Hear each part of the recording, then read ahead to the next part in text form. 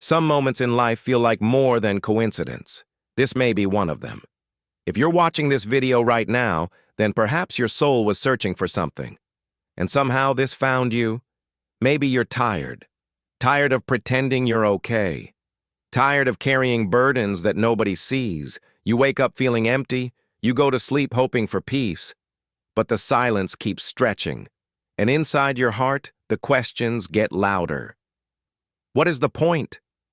Why does this keep happening to me? God, where are you?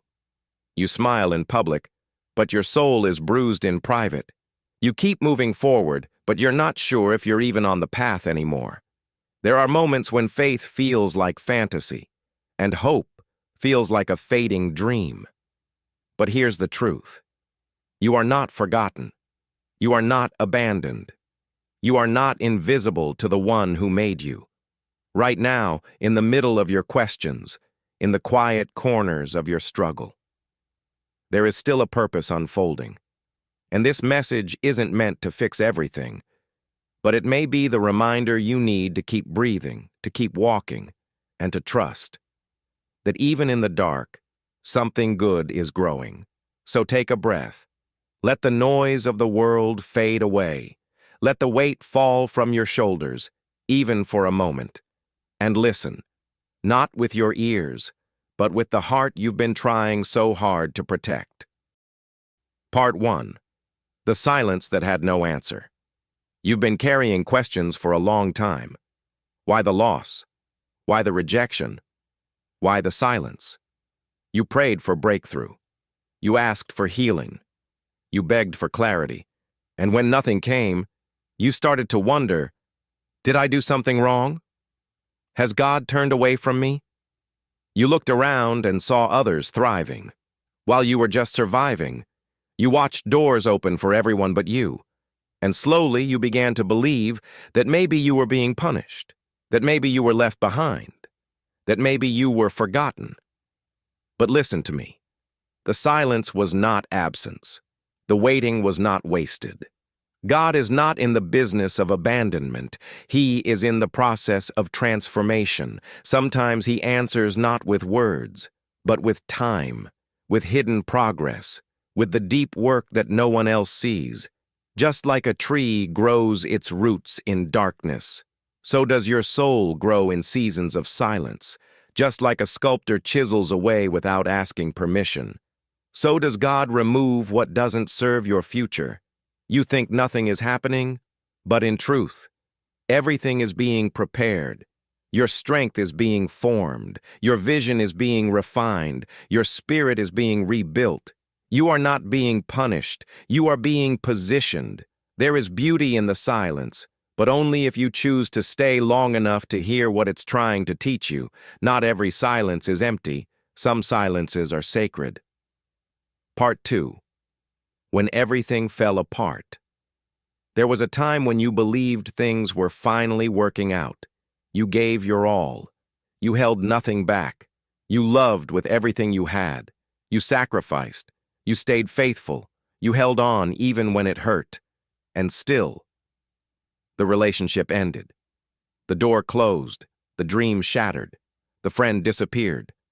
The plan failed. You kept asking, what more was I supposed to do?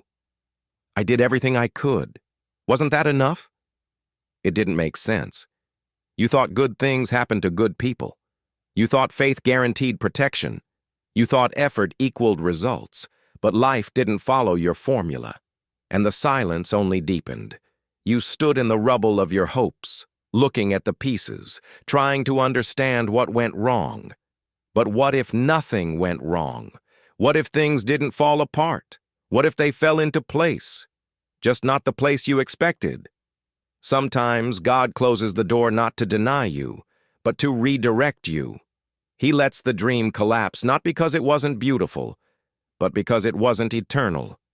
He lets people leave not because they didn't matter, but because they couldn't go where he's taking you. You see, what you lost might have been the very thing standing between you and your growth. And what felt like rejection might have been a form of protection. You didn't fail. You were freed. freed from what was too small for your spirit, freed from what would have limited your calling, freed from cycles that would have kept you stuck. Yes, it hurt. Yes, it broke you.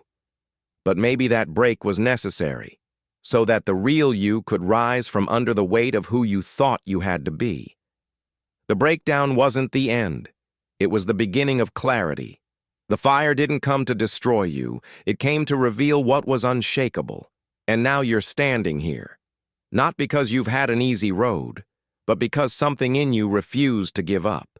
Because deep down, you know, there's still more.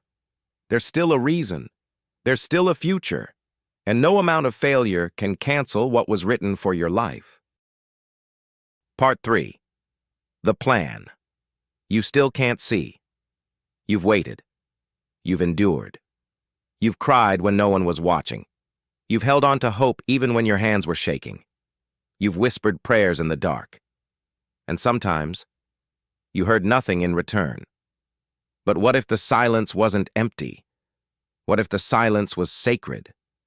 What if God has been speaking all along, just not in the language of noise, but in the rhythm of time? You wanted answers. He gave you process. You wanted certainty. He gave you growth. You wanted to skip ahead. But he needed you to dig deeper, because roots don't grow on the surface. They grow in darkness. They grow in silence. They grow when no one else is watching. And right now, that's exactly what's happening in you. You are becoming stronger than your past, wiser than your fears, quieter, but deeper. Not because everything is perfect, but because you've been refined in the waiting. You thought you were standing still, but your spirit was being trained. You thought nothing was moving, but everything was aligning behind the scenes. You wanted the blueprint. God gave you the next step, then the next one, then silence, then another step, because he's not building a moment. He's building a foundation, and solid things take time. They take faith. They take surrender. Final words. How to walk from here. So what do you do now? You stop rushing. You stop forcing. You stop chasing people who were never meant to walk with you. You stop begging for doors that don't open, and you start becoming the person who no longer needs the door because they are the path. You become someone who walks by faith, not by sight. You become someone who doesn't need the whole plan to take the next step. You become someone who trusts that what is for you will find you, not through fear, not through striving, but through grace. You don't need to know how it ends. You just need to know who's writing it. And he's not finished. He's not done with your story. He's still unfolding the chapter that will make sense of everything before it. The tears, the detours, the delays, all of it.